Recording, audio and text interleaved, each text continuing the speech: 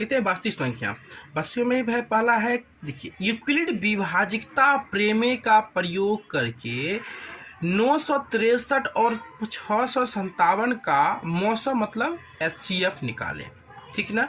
यहाँ पे यूक्लिड विभाजकता बोला है, यहाँ पर आपको यूक्लिड विभाजन एल्गोरिथम भी बोल सकता है या फिर आपको कलन विधि भी कह सकता है। थोड़ा सा ये न्यू नाम आपको लग रहा होगा, थोड़ा सा प्रचलित नहीं है, कलन विधि है ना। अब तो कलन विधि लिख दे तो आप बिल्कुल भी कंफ्यूज नहीं होइएगा, क्योंकि कलन विधि को यूक्लिड विभाजिकता भी कहते हैं, यूक्लिड विभाजिकता या यूक्लिड विभाजन एल्गोरिथम भी कहते हैं। ठीक ना। ये तीनों एक ही फॉर्मेट है, इसको लिखना है। आप इधर साइड में क्या करेंगे, महत्तम दे देंगे, जैसे आप बचपन में महत्तम दिया करते थे ना, रफ कॉपी में, रफ पेज में देंगे, रफ मतलब साइड में ही देंगे, ना कि रफ पेज में दे देंगे, आप साइड में देंगे टीचर, ताकि समझ जाए कि हाँ आपने यहाँ पर रफ करके बनाया है, इस चीज़ को यहाँ पे करेंगे और यहाँ पे पूरा नंबर मिलेगा आपको। जरूरी नहीं कोई नहीं नंबर काटेगा आपका, ये काम आप यहाँ पे करेंगे। क्या करते हैं कि जो देखिए बड़ी संख्या है ना, बड़ी संख्या में छोटी संख्या से भाग देंगे, क्योंकि क्या बोल रहा है 963 और 657 में, तो बड़ी संख्या 963 है, इसमें क्या किए 657 से भाग दिए, तो 657 से एक बार में भाग दिए, तो भाग देने के बाद कितना माइनस करेंगे तो 206 आ रहा है। यहाँ पे घड़ी कितना आ रहा है 206। अब ये बड़ी संख्या है ना, तो बड़ी संख्या को लाएंगे घर के अंदर, यहाँ पे घर बना देंगे, इसका एक बॉर्डर दे देंगे और घर के अंदर ये बड़ी संख्या को लाते हैं और फिर क्या करते हैं छोटी संख्या से भाग देते हैं। 206 में गुणा करेंगे 3 से तो 618 होता है। अब 657 में 618 को घटाएंगे तो 39 हो जाएगा। अब देखिए 39 से बड़ा ये वाला है 206, तो 206 को फिर लाएंगे घर के अंदर और 39 में 5 से गुना करेंगे तो 195 होगा, घटेगा तो 11 से बड़ा कौन है 39 है, 39 को घर के अंदर लाएंगे, 11 से 33 होता है, 33 लाएं 36 बचा। अब 6 और 11 में बड़ा है 11 को घर के अंदर लाएंगे, 6 का 6 दिए, अब 5 यहाँ हट के हो गया। अब 5 और 6 में बड़ा 6 है, तो 6 को फिर घर के अंदर लाएं तो 5 का 5, ये 6 में गया 5 तो 1 हो गया, और 1 में 5 बड़ा है तो 5 को घर के अंदर लाएं और 1 को 5 लाख में भी गुना कर देंगे तो 5 लाख पूरा जाता है। 5 लाख बार में पूरेगा है ना, तो 1 को गुना करेंगे 5 से तो 5 बार में हो जाएगा 5, तो कंप्लीटली यहाँ पर HCF जो हो जाएगा वह कितना लास्ट का जो संख्या से कट जाता है वही संख्या इसका HCF कहलाता है। इसका HCF कितना होगा 1 होगा। अब देखिए इसी को लिखते हैं इस रूप में, और इसी को जब इस फॉर्म में लिखते हैं इसी को बोलते हैं यूक्लिड विभाजकता, है ना।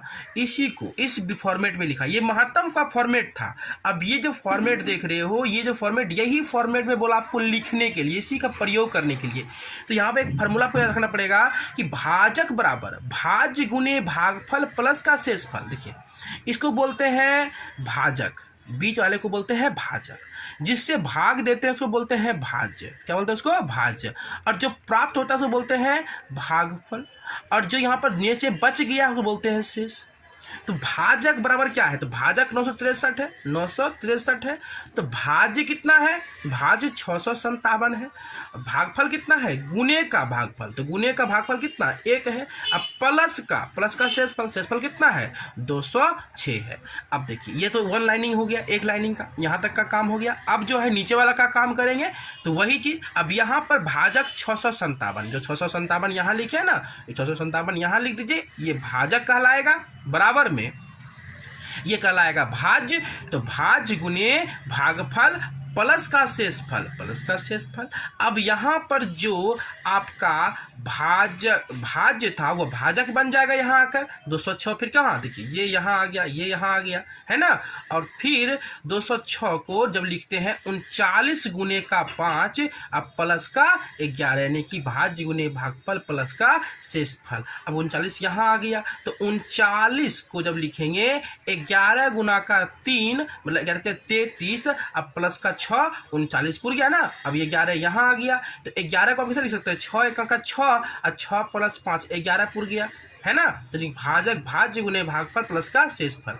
अब 6 को इधर ला दिए तो 6 कैसे लिखेंगे, 5 गुना का 1, 5 1 का 5 और प्लस का 1, 6 पूर गया। अब 5 को यहाँ लिखे तो 5 गुना का 1। शेष जब तक 0 नहीं आ जाए, शेष हमारा जब तक यहाँ पर 0 नहीं आ जाए तब तक इसको भाग लगाते जाना है। शेष जहाँ 0 आ गया वहीं पर रुक जाना है। और ये आपका यूक्लिड विभाजकता या यूक्लिड विभाजन एल्गोरिथम, देखिए बता देते हैं, सवाल और नीचे भी है। यूक्लिड विभाजन एल्गोरिथम की मदद से इतने इतने को मौसा ज्ञात करें। यूक्लिड विभाजन एल्गोरिथम वही वाला जो ऊपर बताए हैं, उसी फॉर्मेट में यह भी है, आप ध्यान देंगे, ठीक ना। और फार्मूला जो है आप भाजक गुने भागफल प्लस गुने का शेषफल, सॉरी भाजक बराबर क्या होता है, भाजक बराबर भाज्य गुना भागफल प्लस का शेषफल होता है, वो भूलिएगा नहीं, ठीक है ना। आप अगर गौर से इसको देख लीजिए कि बड़ी संख्या में छोटी संख्या से भाग दिए, फिर भाग देने के बाद जो शेषफल आता है, शेषफल में क्या करते हैं, बड़ी संख्या को लाते हैं। देखिए इस दोनों को कंपेरिजन करना है कि बड़ा कौन है, बड़ा ये है ना। बड़ा को घर के अंदर, जैसे कि बूढ़े बुजुर्ग ठंडा में बाहर जाते हैं, नहीं जाते हैं ना, उसको घर के अंदर रखना है। बच्चे लोग बाहर खेलते हैं, बच्चे को बाहर रखना है, बड़े को घर के अंदर डालना है और छोटे से भाग लगाना है। छोटा बच्चा बड़े का काम करेगा और जो शेष बचेगा फिर यहाँ पर कंपेरिजन करना है। इसका भी तो, ये भी तो बूढ़ा होगा, जब बूढ़ा होगा घर के अंदर आएगा, जो बच्चे होंगे वो भाग लगाएंगे, काम करेंगे और फिर काम करने के बाद जो शेष आता है फिर ये भी तो बड़े बूढ़े होंगे, इनको भी अंदर लाइए। और 15 दूना 30, यहाँ पर 0 हो गया, कहानी यहाँ पर खत्म हो जाता है। इसी को आप लिख देंगे, यहाँ क्या कहलाता है, ये भाजक कहलाता है, ये भाज्य कहलाता है, ये भागफल कहलाता है, ये शेषफल कहलाता है। भाज्य को हम यहाँ से A से डिनोट करते हैं और इसको हम B से डिनोट करते हैं, इसको Q से डिनोट करते हैं, इसको R से डिनोट करते हैं। आप एक फॉर्मूला और लिख सकते हैं इसी को, A बराबर क्या होगा, A बराबर B गुने का Q, B गुने का Q प्लस का R हो गया।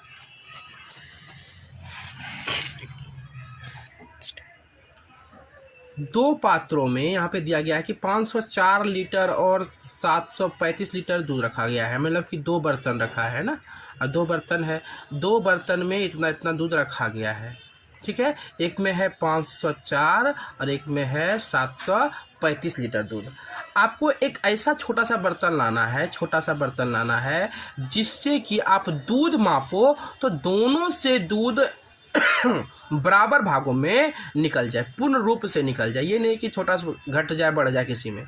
तो क्या करेंगे, फिर वही वाला बड़ी संख्या में छोटी संख्या से भाग देंगे। यानी कि यहाँ पर सिंपल सा जब ऐसा बोले और बोले एक बात, तो महत्तम धारिता क्या है, तो महत्तम मतलब मौसो ज्ञात करना है। अब सिंपल सा जानते ही हैं महत्तम कैसे निकालते हैं, बड़ी छोटी संख्या भाग देना है। प्रोसेस आप देख लीजिए एक बार, वही प्रोसेस रहेगा, अच्छे से आप एक बार देख लीजिए, ध्यान से वीडियो को पूछ करके आप देख लीजिएगा, क्योंकि समय आपके पास बिल्कुल कम है, इसलिए मैं आपका ज़्यादा समय लेना नहीं चाहता हूँ, इसलिए ऑलरेडी पहले से बना के रखा हूँ ताकि कम समय में आपको ज़्यादा से ज़्यादा थोड़ा सा सिखा सकूँ, ठीक है ना।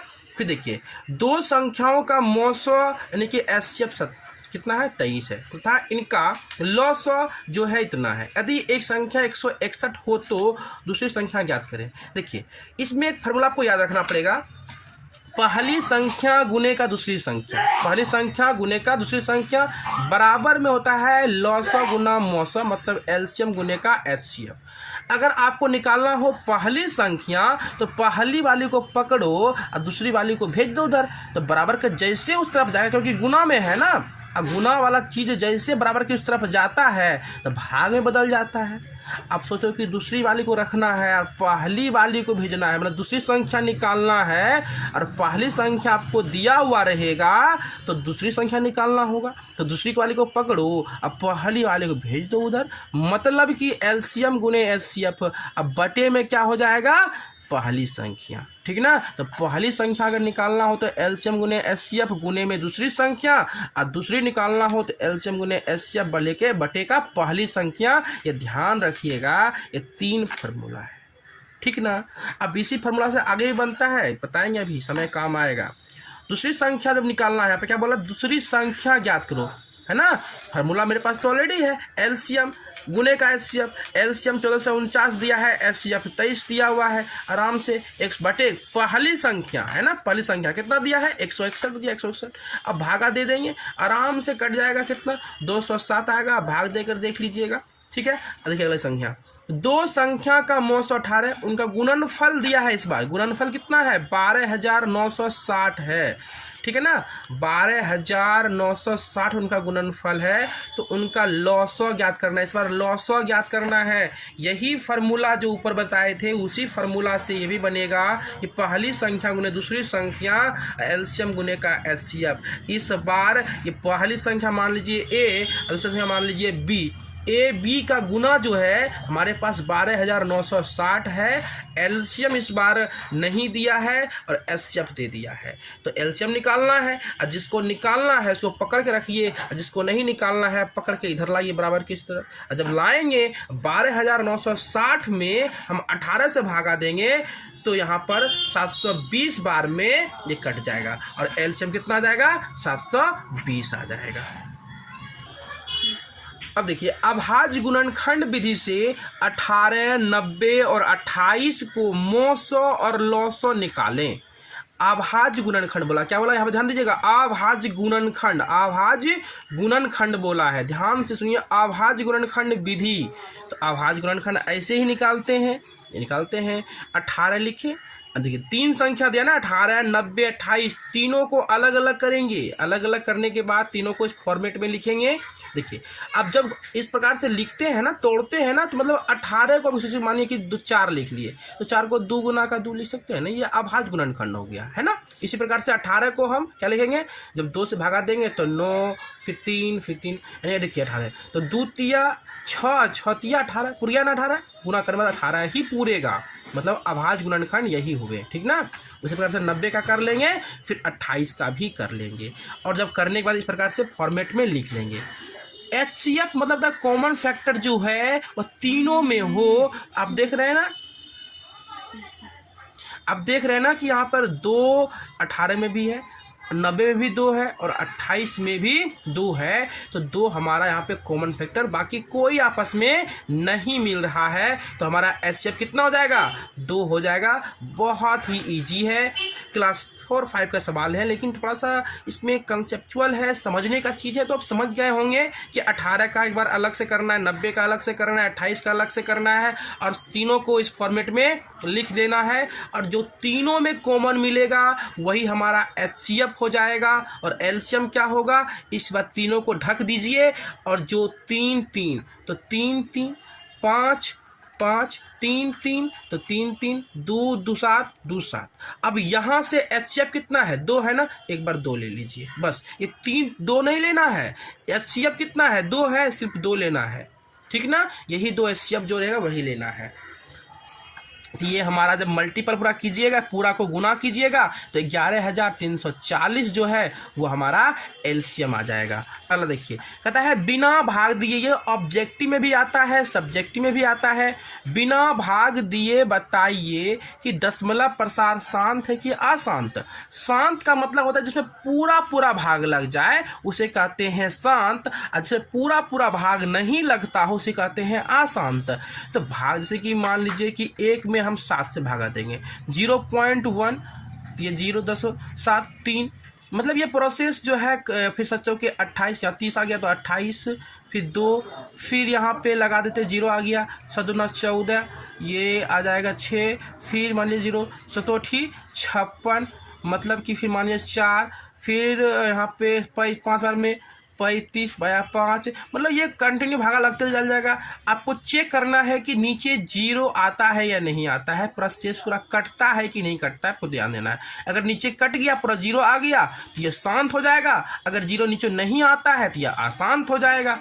लेकिन अब इतना बड़ा भाग नहीं देना है ना, इतनी बड़ी भाग नहीं देना है आपको। कहता है बिना भाग दिए बताना है। इसका एक फार्मूला है 2 पे पावर n × 5 पे पावर m।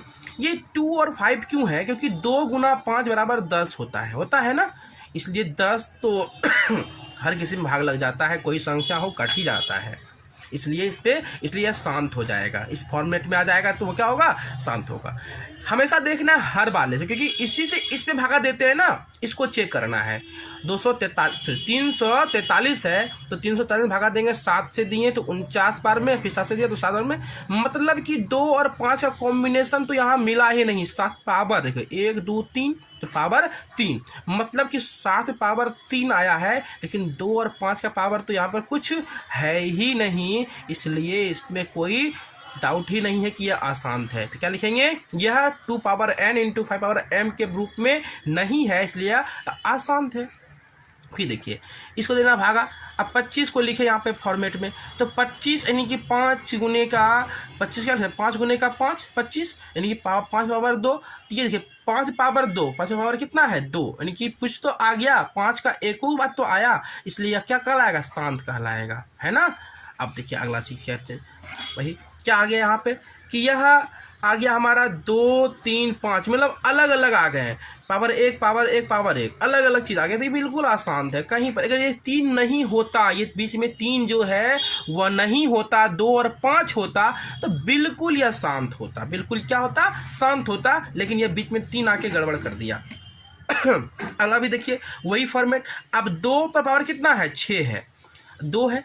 अगर इसके अलावा 3 4 कुछ और रहता तो फिर ये शांत नहीं होता। अगर सिर्फ 2 है और 2 गुना अगर 5 है, ये शांत तो होना ही होना है। तो यहाँ पे देखिए 2 पावर कितना है, 6, तो ये शांत हो गया। अब देखिए HCF दिया हुआ है कितना, यह मानिए A है और ये B है, 306 657 बराबर का 9 दिया हुआ है। LCM इतना ज्ञात करें। क्या ज्ञात करना है हमको, यहाँ पर हमको LCM ज्ञात करना है। ये दोनों तो HCF 9 दे दिया है, LCM कितना होगा, LCM ज्ञात करना है। पहली संख्या गुने दूसरी संख्या बटे का HCF, पता है ना, पहली संख्या गुने का दूसरी संख्या बटे का HCF। LCM निकालना है तो LCM, तो पहली संख्या कितना है 306 और दूसरी संख्या कितना है 657 और HCF कितना है 9 है। कटाएंगे तो आराम से आ जाएगा, तो कटा करने में जितना आ जाता है ये हमारा क्या है, हमारा LCM है। आप ध्यान से देख लीजिए, जब कटाएंगे तो आराम से इतना आएंगे, 306 गुना 73 गुना कीजिएगा, इतना आंसर आ जाएगा। एग्जाम में कभी कभी देता है आपको लिखने के लिए कि संख्याओं को अभाज्य गुणनखंड के रूप में सिर्फ व्यक्त करना है। तो अभाज्य गुणनखंड के रूप में व्यक्त करने बोलेगा तो आप क्या करेंगे, 140 को इस फॉर्मेट में लिखते चले जाएंगे, तोड़ते चले जाएंगे, और फिर 140 बराबर का 2 गुना का 2 गुना का 5 गुना का 7, इस प्रकार से इसको भी तोड़ देंगे। यही अभाज्य गुणनखंड के रूप में हो गया, सिंपल सा है, ठीक है ना।